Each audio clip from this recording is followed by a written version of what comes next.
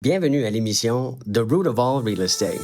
Je suis votre hôte, Étienne Miller, courtier propriétaire de 3 agences immobilières et fier de dire que j'ai passé plus de 23 ans à aider les gens à acheter, vendre et évoluer dans cette industrie, générant plus de 20 millions de dollars de revenus bruts par an. Que vous soyez un courtier chevronné, un entrepreneur ambitieux, un premier acheteur curieux ou simplement quelqu'un qui aime décoder les tendances du marché, vous êtes au bon endroit.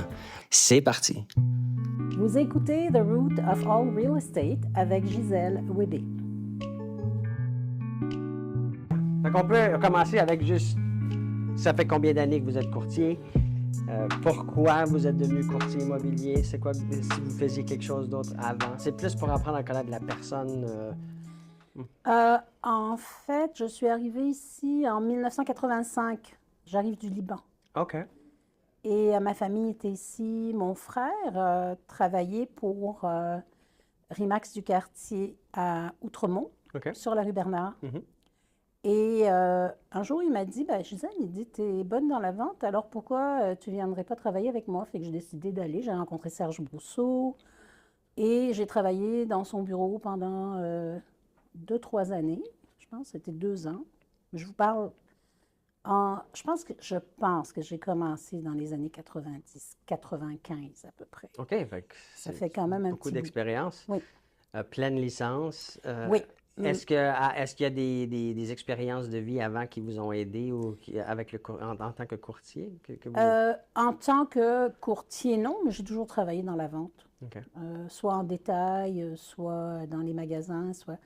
Mais quand je suis arrivée, j'ai décidé vraiment que je voulais vraiment comme entrer dans l'immobilier. J'aimais bien ça. Et je trouvais que c'était un métier qui permettait quand même de bien gagner sa vie, mais aussi d'évoluer, de grandir, d'apprendre des nouvelles choses et de toujours être à l'afflux. Donc, ça veut dire qu'on est toujours en train d'apprendre, on est toujours en train de... Tu sais, le monde est toujours en évolution. Puis il faut qu'on s'adapte. Mais ça, c'est important, mais c'est pas tout le monde qui a la Exact. capacité ou le vouloir de s'adapter. Exact. Ne serait-ce que récemment, je connais beaucoup de courtiers qui ont lâché. Oui. C'était trop difficile parce qu'ils n'ont pas su s'adapter. Parce que oui, c'est difficile, mais il y a toujours moyen de réussir et de faire, ne serait-ce qu'avec des petits changements, on réussit quand même à... Ben, alors, c'est ce qui expliquerait c'est pas patience, votre ténacité en français? Oui, votre ténacité. D'être courtier encore, parce qu'il n'y a pas un grand pourcentage de gens qui Non, ont qui sont encore leur courtiers depuis- licence comme vous l'avez. Fait que c'est ça qui expliquerait pas la facilité, je n'utiliserai pas le mot facilité parce que c'est Non. sûrement pas facile, mais c'est d'être conscient Ouais. qu'on doit s'adapter. Et là, on parle de combien d'années? Une trentaine, peut-être même un peu plus. Vous avez vu le marché changer Oui. et la technologie. Si on commence avec juste le marché en général, quand vous avez Écoutez, commencé versus où on en est aujourd'hui? Écoutez, quand j'ai commencé, en fait, j'ai commencé dans un bureau de courtage, donc à Outremont, et ça a quand même bien été. Puis un jour, on m'a présenté un promoteur et j'ai tout de suite, qui m'a offert un projet. Et j'ai tout de suite aimé l'idée.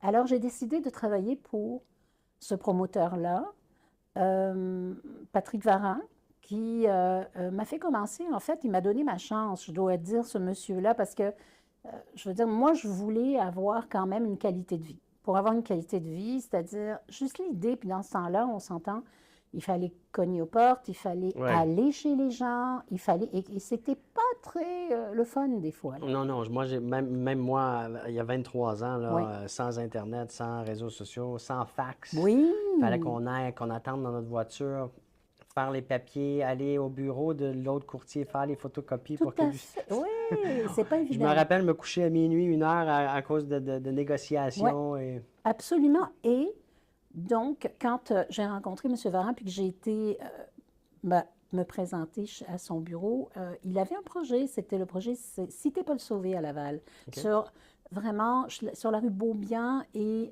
Saint-Michel, pas loin de Beaubien et Saint-Michel, sur le coin. OK. Et j'ai commencé à travailler avec lui dans ce projet-là neuf, c'était des condos.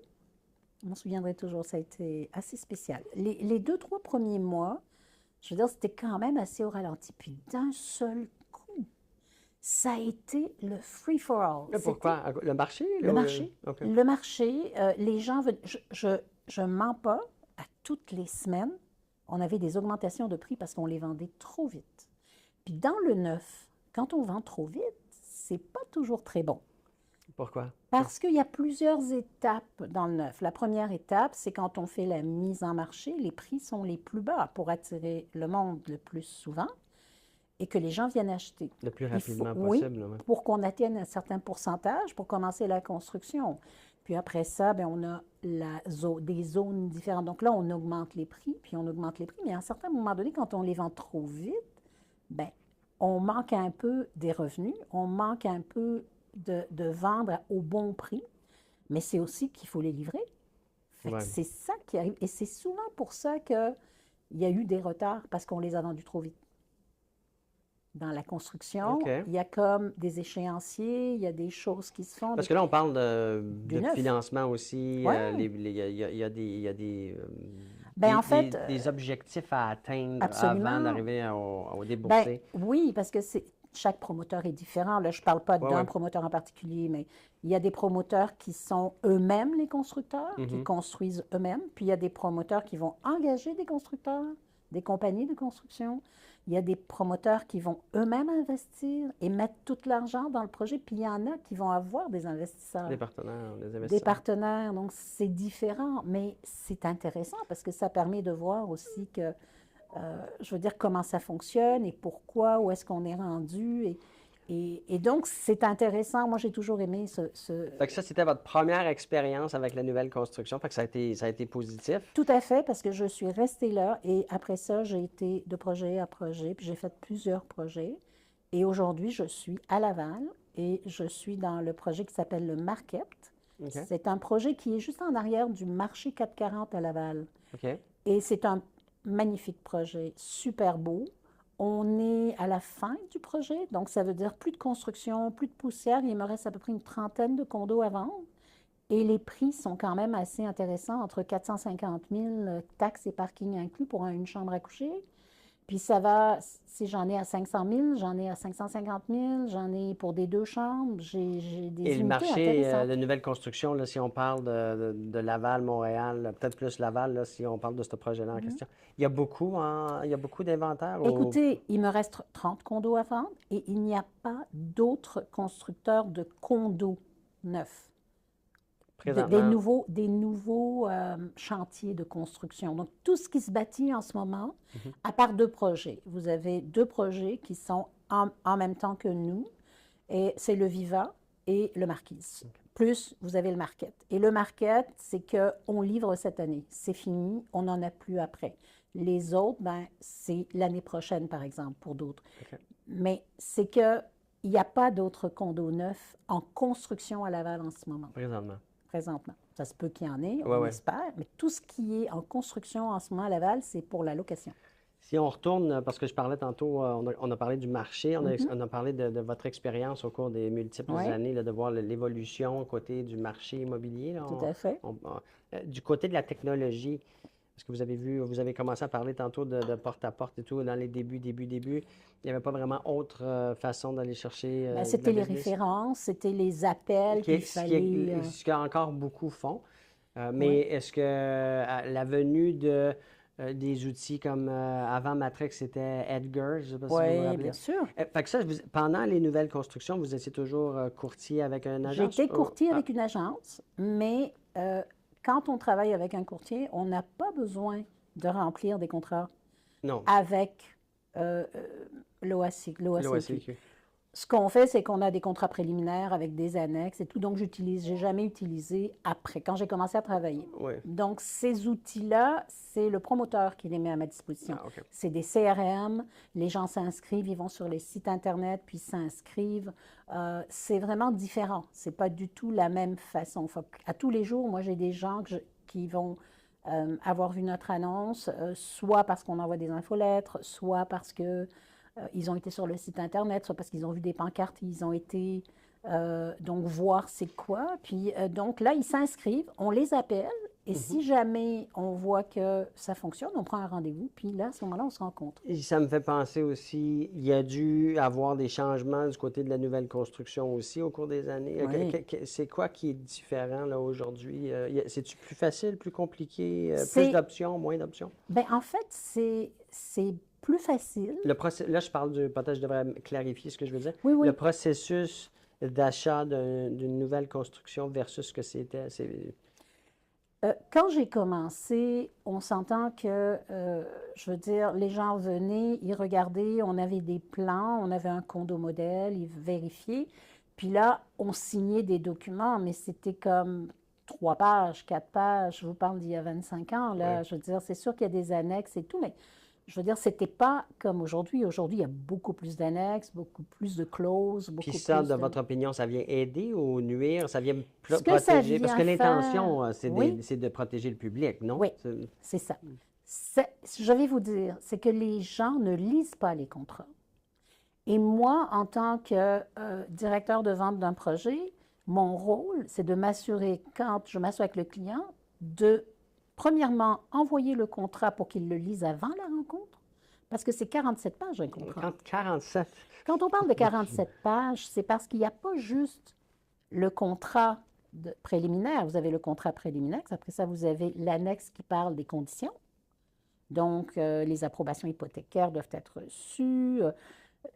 Il y a plein de clauses, ne serait-ce que, bon, si jamais, je ne sais pas, le matériel qui a été choisi pour les Ouais. armoires de cuisine discontinué, on va devoir comme donc le changer et puis ça va être quelque chose de Donc, il y a pareil. des prévisions pour pratiquement toute Oui, possibilité, là. et il y a aussi donc des clauses comme le promoteur peut se permettre, si jamais, comme c'est arrivé d'ailleurs lors de la COVID, d'augmenter son prix. Si le prix de la construction augmente, Ouais. Alors moi, si on utilise un scénario peut-être pour simplifier, là, oui, j'achète un condo 500 000 aujourd'hui. La construction n'a pas nécessairement commencé, j'imagine, oui. oui. Et j'ai signé le contrat. Comment que ça pourrait arriver que, OK, moi je pense que je paye 500, mais là les coûts de quoi, De de la matériaux construction, des matériaux, on va dire, augmentent. lors de la COVID, Mhm. on a eu des gros problèmes. Pour être capable de livrer, les promoteurs, quelquefois, ont été obligés de payer plus. Mais ça, c'est Donc, directement. c'est indiqué au contrat. Est-ce que j'ai l'option en tant qu'acheteur de dire, ah ben moi, Je ne paye pas et j'annule mon contrat, on Ah, vous OK. remet votre dépôt. Ah, OK, OK, OK. Mais c'est quand même une clause importante Oui, à oui, avoir. absolument. Nous autres, on n'a pas augmenté. Au market, les promoteurs, on n'a jamais augmenté le prix. On a respecté le prix, puis je vous avoue, on n'est pas carrément les seuls. La majorité ont augmenté, puis il y en a qui ont augmenté entre 10 et 12 Fait que quand on parle de Non, 10 c'est beaucoup. d'un million, c'est beaucoup d'argent, là. Donc, c'est beaucoup. Alors, tout ça pour dire que, et les gens la majorité n'était pas contents, mais ils ont compris. Pourquoi? Parce que, je veux dire, c'est inscrit dans le contrat, excepté que le courtier ou le directeur ou le vendeur doit expliquer ça Ouais, au client, sinon là. ça devient une surprise Ça devient une très surprise. Ben, négative. parce qu'ils ne lisent pas, je n'arrête pas de le dire, ils ne lisent pas les gens. Donc, ils vont regarder ça, ils vont dire, OK, quelles sont les grandes lignes? Ben, mais vous devez le lire, puis vous avez 10 jours pour annuler si jamais, s'il y a quelque chose là-dedans qui ne fait pas votre affaire. OK. Mais si vous passez le 10 jours, ça veut dire que vous acceptez toutes les clauses. Excepté que je ne peux pas, moi, passer, chaque fois que je suis devant un client, passer vraiment comme 4 heures Ah, à mais il y a une lire. responsabilité de Exact. l'acheteur Donc, de j'envoie le s'éduquer. client à l'avance, au client à l'avance le contrat. Je passe au travers de toutes les grandes lignes que je pense sont importantes et je dis au client, vous devez le lire. C'est super important parce que dans ce contrat, vous avez la convention de copropriété, vous avez les règlements de l'immeuble, vous avez les frais de condo, vous avez tout est expliqué. D'accord? Fait que ça, par exemple, c'est quelque chose qui est intéressant. Si on parle du côté financement d'une nouvelle construction, quand on parle d'un projet de condo, Ouais. parce que l'on va rester sur le sujet des condos, Ben oui. Est-ce qu'on a, des fois j'ai la question, est-ce que j'ai le choix de choisir avec qui ou avec qui je veux faire affaire comme institution financière ou je dois aller avec peut-être l'institution, l'institution du projet. du projet qui est En fait, on n'a pas le droit de d'exiger? forcer. OK. On n'a pas le droit d'exiger. La raison pour laquelle, ben, c'est contre les normes. On ne peut pas exiger de quelqu'un qu'il aille avec une institution financière plutôt qu'une autre. Mais il y a des avantages à aller Voilà, avec. justement dire, est-ce que habituellement, puis là, je veux pas, je veux pas généraliser, là, mais est-ce que habituellement, il y aurait des Ouais. avantages vu que... Premier avantage, c'est que, excusez, les approbations bancaires sont remises généralement les approbations bancaires de la banque du promoteur ou des banques qui Ouais. sont accréditées, donc qui ont accrédité le projet. La majorité, c'est 3 ans. Ça veut dire que pendant 3 ans, après que la personne a signé, on ne réouvre pas le dossier et le taux d'intérêt est garanti 3 ans. OK. Ça va? Si vous allez avec n'importe quelle autre banque, ils ne vont jamais vous donner ça. Ils vont vous dire, ben c'est 6 mois qu'on vous garantit. On ne peut pas vous garantir pendant 3 ans un taux d'intérêt. OK, OK. Vous comprenez? Mais est-ce que le taux, puis là, peut-être que C'est vous savez sûr que pas... c'est un peu plus que le taux normal d'aujourd'hui, mais pas tant que ça. OK. Vous savez combien de gens ont pris des banques avec nous, avec nos banques, et ils étaient morts de rire parce que quand les taux d'intérêt ont commencé à monter, ça a monté vite. Eh bien, ils se sont retrouvés avec du 2,5 dans le temps où 2,5 c'était haut parce que les taux d'intérêt qu'ils offraient étaient de 1,8, Ouais, je comprends. 1,9. Mais en le prenant pour 3 ans à 2,5 à la livraison, ils se sont retrouvés morts de rire. Mais ça ne serait pas un scénario où si j'allais, mettons, je remets mon exemple de tantôt, je suis acheteur, j'achète pour 500 000, mais j'utilise mon institution financière qui me préautorise ou me garantit plutôt un taux pendant les prochains 6 mois. La livraison n'est pas en dedans Ben, du c'est 6 ça. mois. Là, la banque peut me revenir puis dire, OK, ben maintenant, on n'est plus à Ouais, 3,5, on est à c'est ça. 4. C'est ça. Et là, moi, je peux pas me désister de l'achat, là. Il faut que... Non, il faut que. C'est pour ça que c'est plus. Moi, ce que je dis aux gens, c'est ben, n'essayez pas. N'essayez pas aujourd'hui, au moment où on se parle. La livraison, c'est dans 2 ans et demi. Ouais. Fait que n'essayez pas aujourd'hui de trouver le meilleur taux. C'est pas aujourd'hui que vous allez chercher le meilleur taux. Aujourd'hui, vous allez vous garantir une longueur. Donc, vous allez garantir qu'on n'ouvrira pas le dossier pendant 3 ans. On ne va pas rien faire. Le dossier est vraiment solide. Puis, avant de passer au notaire, s'il y a des meilleurs taux, par exemple, auprès de votre institution, OK. puis qu'à ce moment-là, vous vous retrouvez à avoir un meilleur deal ailleurs, puis que, attention, que notre banque ne peut pas, je veux dire, Ouais, faire la même chose. Ouais, ouais, OK. Donc, à ce moment-là, ben, vous pouvez aller avec la banque que vous voulez. OK, OK. Ça, c'est bon. Ça, j'espère que tout le monde a bien compris parce que... C'est intéressant ouais. quand même. Moi, je vous dis, avec la Banque de Montréal, nous autres, on a une entente, puis quand je réfère à la Banque Ben, pour de le Montréal, projet pour mon projet, présentement, ouais, là. c'est 3 ans. On ne réouvre pas le dossier pendant 3 ans. C'est quand même beaucoup, là. C'est-à-dire, le monsieur, il perd sa job, il reprend sa job. Ben, peut-être pour ces cas extrêmes-là, la banque peut se réserver le droit de pas Oui, mais ils ne vont nécessairement même pas financer. réouvrir le dossier, fait qu'ils ne sauront pas, à moins que le client le dise. Ouais. Là, c'est Ouais, autre ouais, chose. ouais. OK. D'accord? Mais en général, ils ne vont pas le dire, ils vont l'accepter. Je connais beaucoup de gens. En ce moment, les gens, ils sont quand même. Non, fait que j'ai pas un gros Pour ce qui est de l'assurance, ça, on est libre d'utiliser la compagnie de assurance, notre oui, vous choix. prenez le. Oui, ça, c'est Est-ce qu'il y a pas. d'autres choses que souvent, si on n'est pas, si on se spécialise pas dans la nouvelle construction, on- Comme par exemple les inspections avant les prises de possession. ouais, comment ça fonctionne? C'est-tu comme Ben, la revente ou non? normalement, quand on fait, on doit faire une inspection finale avant la prise de possession, avant la signature chez le notaire. Mais là, il faut clarifier que c'est pas avec un inspecteur. C'est pas comme une revente où je vais mettre une condition d'inspection. Non. Je pourrais ou non? Non, non, parce que dans le neuf, les gens, ils vont automatiquement avoir une garantie. Donc, la garantie est quand même là, puis la garantie les protège. Mais la banque va quand même venir voir parce que avant de débourser, ils Ouais. vont envoyer un évaluateur qui va venir voir que tout est beau, que le condo est vraiment... Fait que j'ai fait mon offre 500 000, j'ai le financement et tout. La date d'occupation est déterminée à peu importe. on fait une visite avant de passer au notaire pour la signature. quelques jours avant? Ou Ben, généralement, nous autres, c'est à peu près, je vous dirais, 3 semaines avant. OK. Pour, si jamais il y a des petites déficiences, qu'on soit capable de les corriger. Fait que, on va faire les inspections. L'inspection se fait avec le chargé de projet.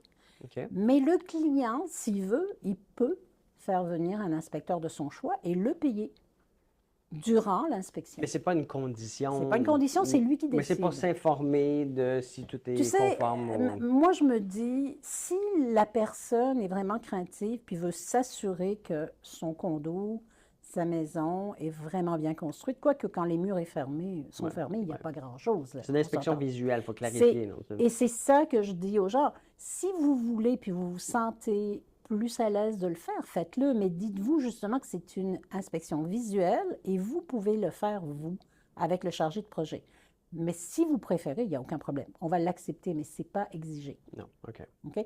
Ce qui est exigé, par exemple, c'est vraiment de faire l'inspection finale et que le notaire ait ce document pour dire oui, on a vu le condo, puis oui, ça c'est exigé. Parce que le notaire, il ne va pas signer sinon. Puis si on parle brièvement des frais de condo, les frais de copropriété partagés, là, parce que sur une nouvelle construction, ils sont estimés. Oui. Comme le processus d'estimation est fait. Oui. Et là, une fois qu'on opère la là, bâtisse, c'est plus pareil. Fait que c'est quoi les règles? En fait, quand on commence un projet,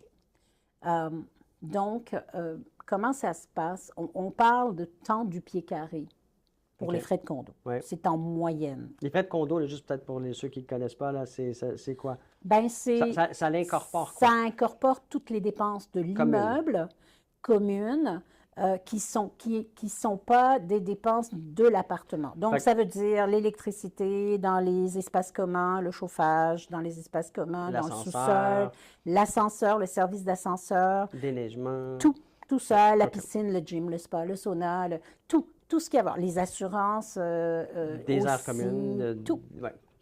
Donc, de l'immeuble, les assurances de l'immeuble.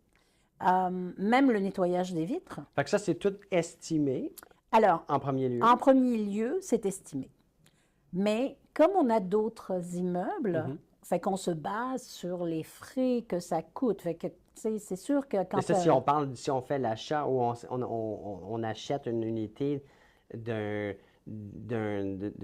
compagnie qui a déjà eu d'autres projets, qui a déjà de l'expérience. Mais peut-être des fois, on peut arriver et c'est le premier projet ou c'est... Mais c'est là qu'il faut faire attention. Fait qu'il faut faire nos recherches. Il faut faire un peu de recherche. Et comment est-ce qu'on fait des recherches? C'est que on se dit, premièrement, quand on va dans un projet neuf puis qu'il nous parle de 30 sous le pied carré, 40 sous le pied carré, il faut faire attention. Ça, c'est une moyenne. Parce qu'un 3,5 au rez-de-chaussée ne va pas payer 40 sous le pied carré. Le dernier étage non plus. Comment ça se calcule? C'est qu'on calcule un estimé des dépenses, puis on regarde le nombre de pieds carrés par étage et le nombre d'étages, puis on fait une moyenne. Mais pour le client, est-ce qu'il y a une ressource en quelque part sur le web qui peut aller voir? Il n'y a pas vraiment de ressources. La seule chose que vous pouvez faire, c'est tout simplement... C'est de vous appeler. Oui, en fait, la première chose qu'il faut faire, c'est premièrement de demander sur quoi est basé ce nombre de... Fait que ce chiffre-là. Parce que pour que ça soit un 40 sous le pied carré ou un 50 sous, 60 sous le pied carré, il faut qu'il y ait eu une règle de 3, là, en quelque part. Donc, sur quoi c'est basé ça? Et généralement, les projets, ils ont une idée de c'est quoi les dépenses d'un immeuble. Un immeuble comme celui que nous, on a, c'est dans les 600 000, 700 000 par année que ça coûte, là, pour... Mais quelle est la loi ou la réglementation sur le côté ajustement? Si on réalise, OK, moi, j'ai fait mon offre, on m'a dit X pour les frais... On dit que c'est un approximatif au début, parce que la raison pour laquelle on ne peut pas vraiment donner le vrai montant pour les frais de condo, parce qu'il faut que la quote-part soit calculée pour chaque appartement. Et cette quote-part-là n'est calculée que plus tard. Lorsque les condos sont prêts et qu'on a vraiment, avant de passer au notaire, c'est à ce moment-là qu'un arpenteur géomètre va venir et va donc faire... Mais il se réserve le droit d'ajuster jusqu'à quand? Est-ce qu'il y a une période prédéterminée? C'est avant de passer au notaire. Avant de passer chez le... Fait que normalement, une fois que c'est passé au notaire, après ça, bien, on va attendre de faire le transfert de la copropriété. Puis là, il y a une étude qui est faite pour s'assurer. Parce qu'oubliez pas, hein, nous autres, quand on fait le calcul, on prend les dépenses de l'immeuble, c'est 3 ans ou 2 ans et demi avant la prise de possession, Ouais. mais les assurances ont augmenté. Tout ça. Ouais. C'est pour ça que L'inflation. je dis toujours aux gens, prenez compte du fait qu'il y a des augmentations. Donc, il va y avoir entre 5 et 10 de plus approximativement que le montant que je vous donne pour les frais. OK. Et ça, c'est important que Mais les gens le sachent. c'est-tu écrit en quelque part, ça, ou non? Non, c'est moi qui le dis parce OK. que ce qui est marqué, c'est que c'est un approximatif qu'on leur donne parce qu'on n'a pas les vrais montants. Comme là, par exemple, les 30 condos qui me restent à vendre, je les ai, les vrais montants. Parce que là, les condos Ouais, sont faits. il y a assez de... Ils sont finis, ouais. ils sont... Là, c'est fait. C'est comme, à ce moment-là, c'est facile. Je sais quoi le vrai montant et c'est tout. Mais, et même à ça, c'est comme approximatif parce que quand on va faire le transfert de la copropriété dans quelques semaines, ben là, ils vont peut-être vouloir, dans la copropriété, augmenter, faire quelque chose. Et Donc, ça serait passé au vote. ça, c'est passé au vote Ouais. à ce moment-là. Vous voyez? Donc, c'est toutes ces choses-là qui fait que dans le neuf, il y a plein de choses super intéressantes, mais il faut que les gens sachent aussi que c'est quand même un beau produit d'acheter du neuf parce que les gens qui vont acheter du neuf, ils vont investir un petit montant dans une propriété, puis 2 ans et demi après prendre possession, leur propriété aura pris beaucoup de valeur par rapport à ce qu'ils ont payé. Bien, surtout dans un marché comme ici, à Montréal, au Oui. Canada, avec l'inventaire qui est si bas, là, on a Absolument. une belle appréciation. Oui, là. fait que ça veut dire que c'est le fun. Quelqu'un qui est capable d'acheter C'est aujourd'hui. quasiment garanti aussi, là, j'utilise le mot très légèrement, là, mais pour que les prochaines années, Ça va augmenter. il n'y a pas personne qui voit qu'il va avoir des réductions. Là. Non. On ne sait jamais. Non, Mais- mais on ne s'attend pas à ça. On ne s'attend pas à ça parce qu'il y a tellement de manque de propriété que, surtout les 2 dernières années, là, où c'est qu'il n'y a pas eu de construction de condos neufs en vente, juste de la location. Alors, c'est sûr. Puis là, j'aimerais porter aussi votre attention sur les premiers acheteurs. Parce qu'en ce moment, les premiers acheteurs, ils ont beaucoup de misère. Parce qu'ils n'arrivent pas à se qualifier. Mais c'est aussi parce que, c'est pas parce qu'ils ne veulent pas acheter, parce qu'on entend dans les nouvelles, il y a plein de nouvelles autour, puis des gens dans les médias et tout, ah, les jeunes, ils ne veulent pas acheter, les jeunes veulent juste louer. Mais c'est pas vrai, ça. Les jeunes veulent acheter, ils sont juste découragés. Et ce qu'il faut qu'ils fassent, c'est qu'ils se préparent. Il faut qu'ils se préparent parce que s'ils sont prêts et que l'opportunité arrive, ils vont être capables d'acheter. Mhm. Mais s'ils ne se préparent pas, puis ils vont louer des appartements à 4 000 $ ou 5 000 $ par mois, comme il y en a beaucoup qui font, c'est très cher. Puis là, il va se retrouver à la fin que... Et c'est le temps de se préparer, Exact. là, de commencer, parce que toutes les prédictions, tous les économistes, du moins tout ce qui se passe présentement dans les nouvelles, c'est Tout à que fait. le taux va devoir être réduit Oui. et continuera fort probablement jusqu'à la fin de 2025. Alors, Tout à fait. Et, mais je veux vous remercier, Gisèle, d'être venue aujourd'hui parler Ça m'a fait de nouvelles plaisir. constructions, parce que c'est pas quelque chose qu'on entend beaucoup, là, Ouais. surtout sur les réseaux sociaux, du côté de l'industrie immobilière. Fait que c'est le fun d'avoir quelqu'un avec tant d'expérience qui vient nous partager. Ben, si vous avez des questions, vous avez à un certain moment donné besoin d'autres informations, n'hésitez surtout pas à m'appeler. Ça fait très longtemps que je fais ça, puis Merci. j'espère le faire encore On longtemps. va mettre les informations dans la description en bas. Merci. Fantastique. Merci beaucoup.